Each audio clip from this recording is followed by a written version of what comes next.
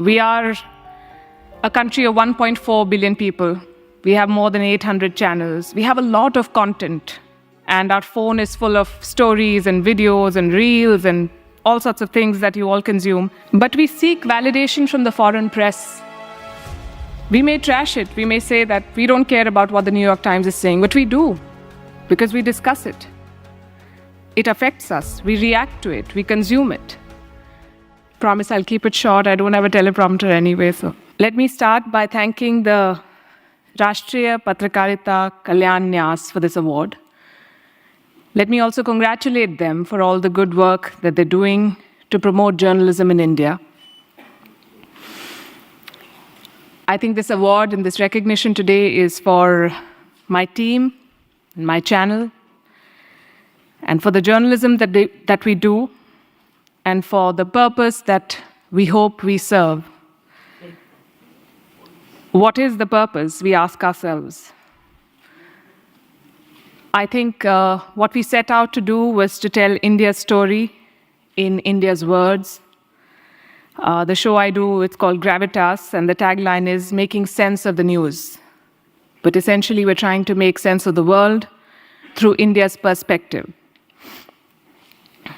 Ladies and gentlemen, I've said this in the past, and I say it again, and I believe this, that our world today is a grand storytelling competition.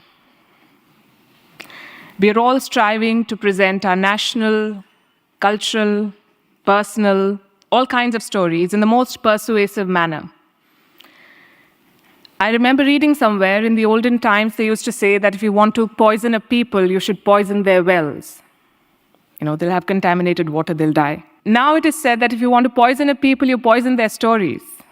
When you poison their stories, you contaminate their minds, and it's worse than dropping bombs, because then you take away the self-confidence of a country. You devastate their morale. And I think that is more damaging any day than poisoning water or poisoning wells. You make a country doubt its abilities. And we Indians have been through a very difficult phase where we were colonized, and while we achieved independence 75 years ago, I think somewhere a lot of us are still colonized in our minds. We need to come out of that.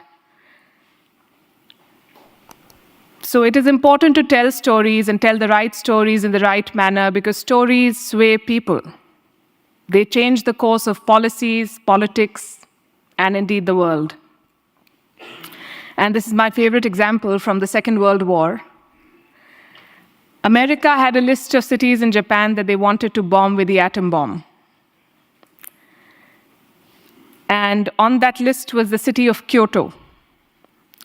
But the US then had a Secretary of War, and he decided that Kyoto should not be part of the list. We know which two cities were bombed eventually, Hiroshima and Nagasaki.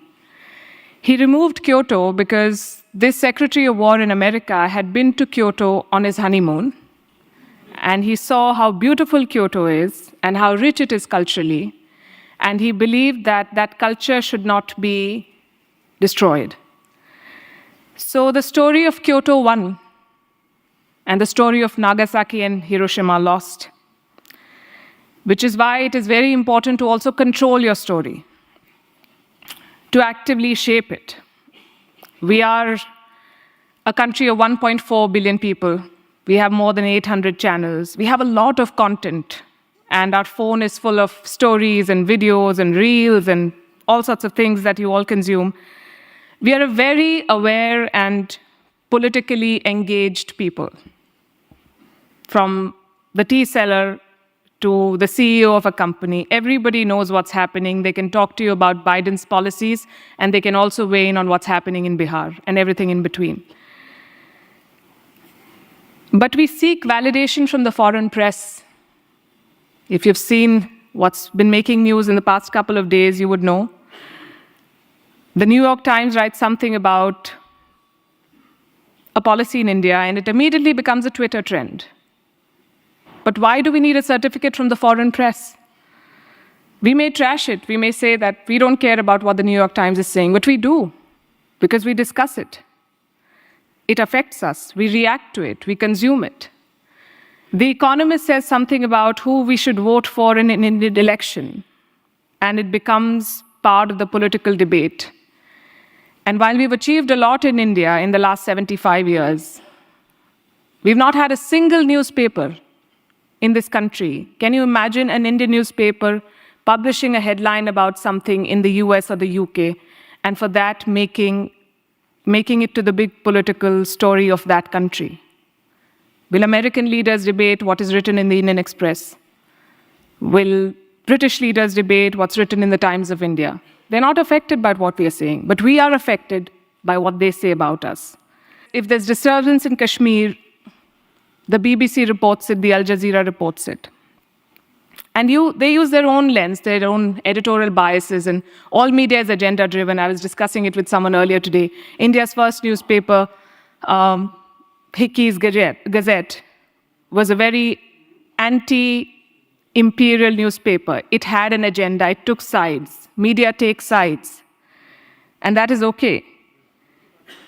The argument I'm making is very simple.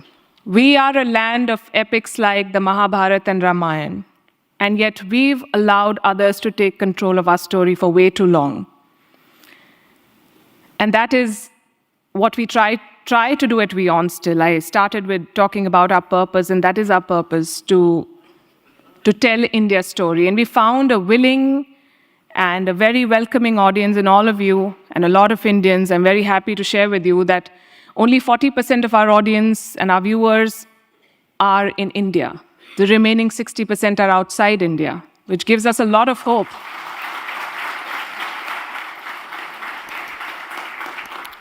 That in Europe, in Africa, in America, in Southeast Asia, there is an audience that wants to listen to India's perspective on what's happening in the world, that wants to know what India feels about global developments.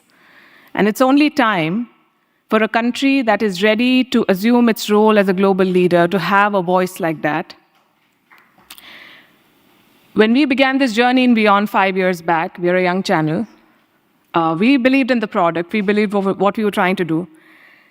But we never imagined that in so short a time, we'll get the kind of response that we do now. I was in Ukraine earlier this year, and people saw the mic, and there were some Indians, and they walked up to us and they said, "Ye hamara channel hai."